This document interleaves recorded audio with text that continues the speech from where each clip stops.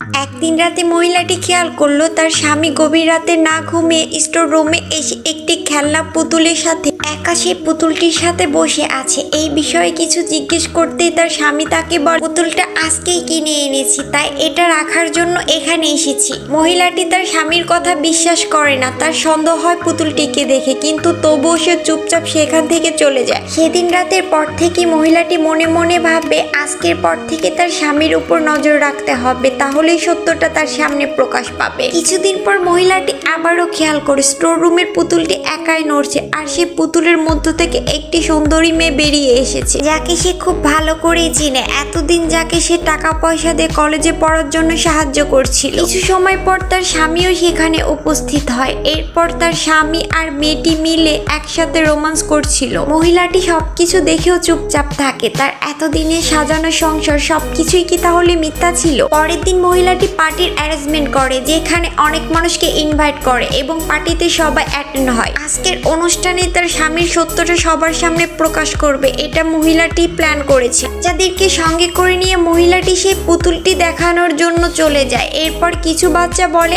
Aunty আমি পুতুলটির সাথে খেলবো। মহিলাটি বলে, যাও তোমরা গিয়ে পুতুলটির সাথে খেলো। এরপরে কিছু বাচ্চারা গিয়ে পুতুলটিকে আঘাত করতে থাকে, কারণ মহিলাটি বলে দিয়েছে ওরা তোমার কেক খেয়ে নিয়েছে, তুমি যদি ওদেরকে মারো তাহলেই ওরা তোমার কেক ফেরত দিবে। তাহলে কি সত্যটা আজকেই প্রকাশ পাবে?